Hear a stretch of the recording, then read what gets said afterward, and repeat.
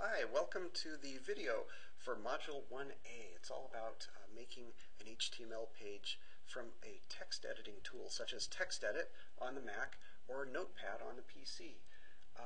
First, a little bit about grading. I know in the modules and assignments you probably read ahead in there, and I'm referring to C-level grades. What that means is if you do the very basics for the assignment and do it in a competent manner, that's a C-level performance. It's average. I've outlined in each module, in each assignment, some capabilities that you can add on to that to earn the higher grades, the B or the A. And I'm sure most of you will be up for the challenge. So that's a little bit about the phrase C-level.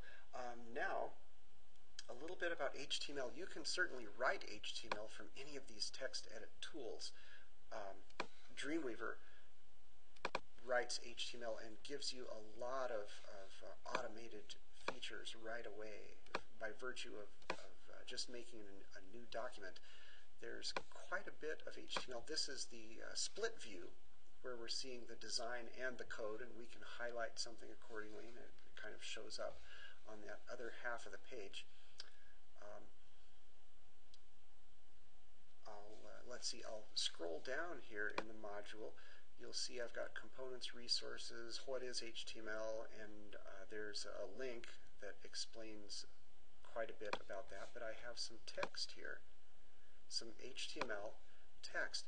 And for the C-level solution on this assignment, you can feel free to just highlight this, copy it, and paste it. You can cheat fair on this one.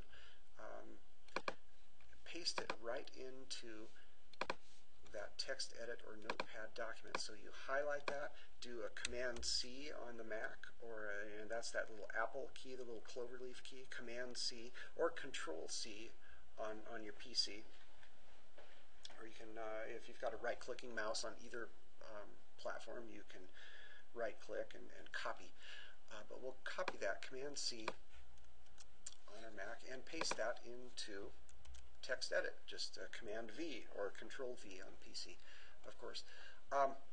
What we've got here, and in our link here from Mr. Dave Reget of W3C, he's got a lengthy explanation of what some of these HTML tags are all about. So feel free to go in there and read through that, and also borrow from his knowledge as well. But I'll walk through with you the pieces that are displayed here. Up top, we've got the document type, and it's an HTML public. It complies with W3C standards. It's a transitional document. Some will say strict, and it has this URL that people can refer to. Really, what your browser needs first and foremost is your browser needs to know, is this an HTML document? I was on Amazon.com the other day and did view source there. You can view the HTML source of any document by doing that through most browsers. And the top of their document for document type, it just said HTML. That's all it said. It was in the little brackets, the little greater than, less than tag signs that we use in HTML. And that's all it said. Here it is. Here's our announcement that it's an HTML document. Right below that is what we call the head data. Now there'll be an opening tag where we've got the greater than, less than sign and the word head, and then that closes off the tag. When we're done with our head data, we've got the same thing but with a little slash. That means close the head data. So we're opening the head data. We've got a title tag in there, an opening and closing of the title tag. And in that title tag, we've got your name web page. And of course, you'll want to highlight that and type in your name. Maybe even with an apostrophe S on there. Or put something else creative. Now, where does this title show up? Well, back to Mr. Reget's site here, and up top we've got something that says Dave Reget's Introduction to HTML, and if we go to View Source, sure enough, up in his head data he's got a title here, and there it is, Dave Reget's Introduction to HTML. So this is my page, and I want, let's see, we've got some other things to outline here. We've got the body data. We've got an opening tag, open up the body. At the end of it, we've got a close tag, close the body. Then down here at the bottom, we've got close HTML. And in between, we've got an H1 tag, opening and closing, with our headline, headline 1. And again, type in your name. And then a P tag, P for paragraph, and type in a little something about yourself.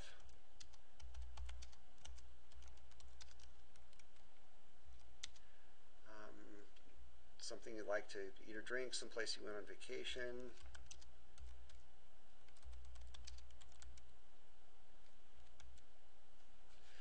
And you'll want to kind of spell check that and check for grammar and punctuation, because that stuff is important.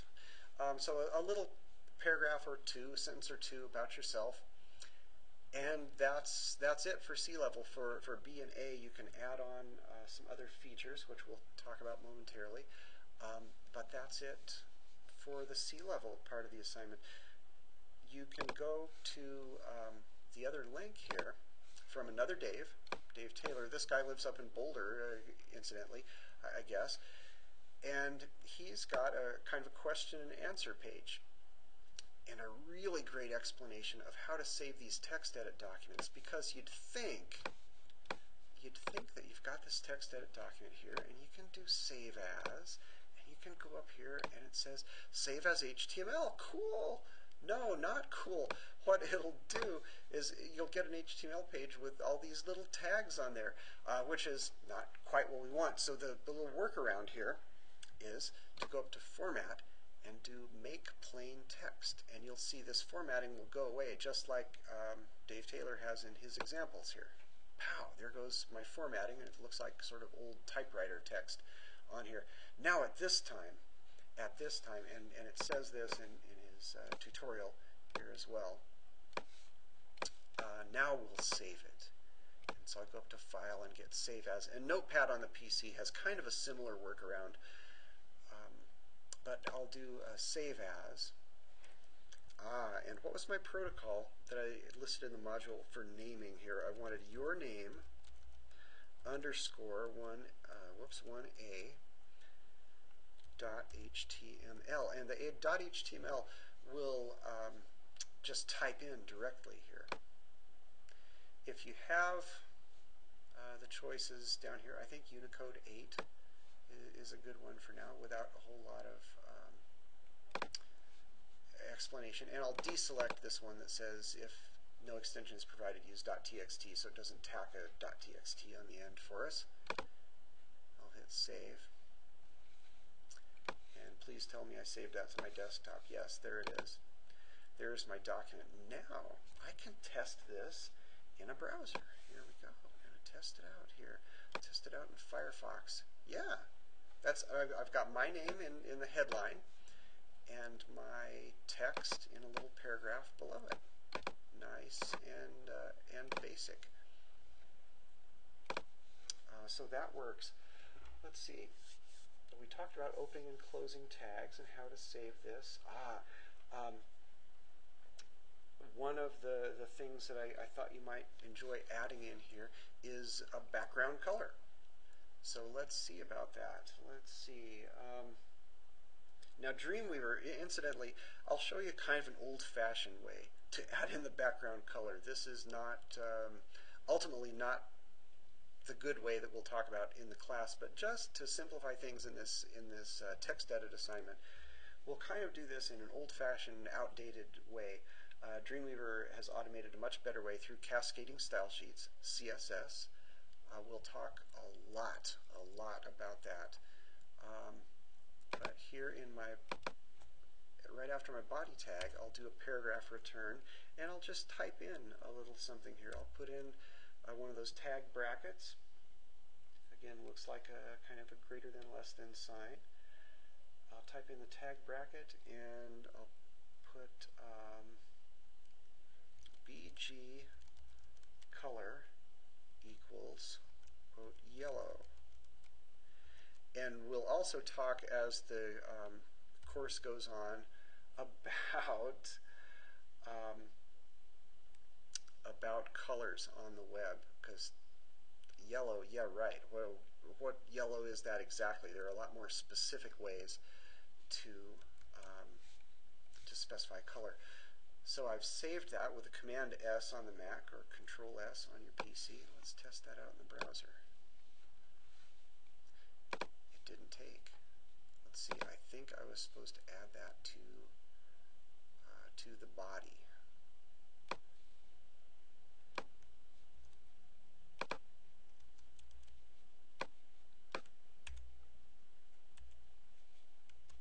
I'll save that. And there it is. Yes. And why didn't that work the first time? I didn't have a close tag on there. This particular method of specifying your background color needs to be with another tag, which is why it's kind of an outmoded way of doing this. But you can, if you want a simple way of doing a background color, you can use that. You can type in yellow, blue, green, any basic color choice, and get that much at least. Another thing that I'll demonstrate for you, is emphasis. If you have something in this little paragraph about yourself that you really want to emphasize, like I like Lipton tea, not some other brand, but Lipton, and they're not paying me any money to do this, by the way.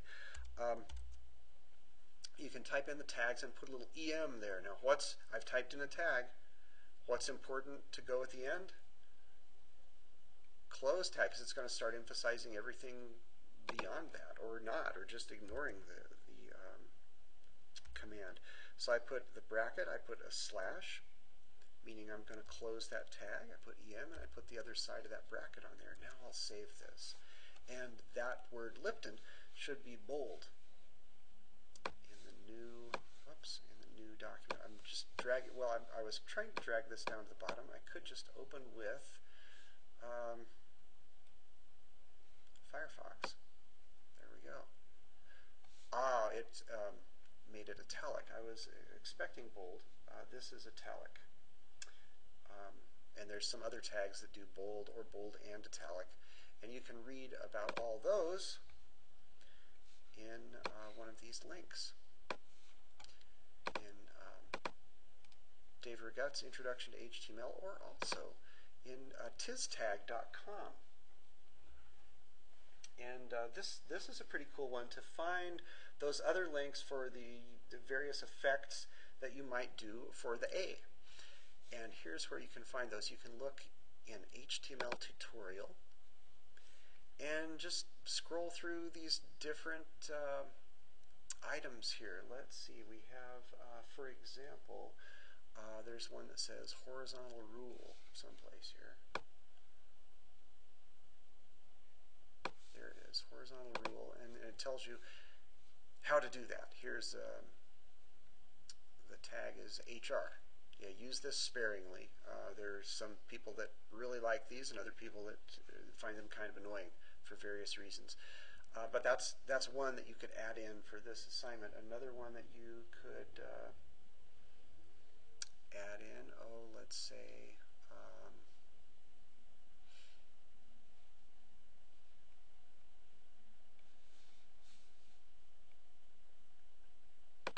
could do a font tag. That's an old-fashioned way to specify a font, and we'll learn much better ways with CSS, so maybe that's not such a great one. There's BG Color. It'll explain a little bit more about that, and he's probably got a different take on how to do that might be enlightening rather than the one that I demonstrated. But as you can see, there are lots of different resources out here. I want you to not only respond to what we're offering up in the class, but also be assertive. Go out and be resourceful. Find some resources of your own. Bring them back to the discussion area, and we'll talk about them together because web design is a field and a technology that's changing all the time.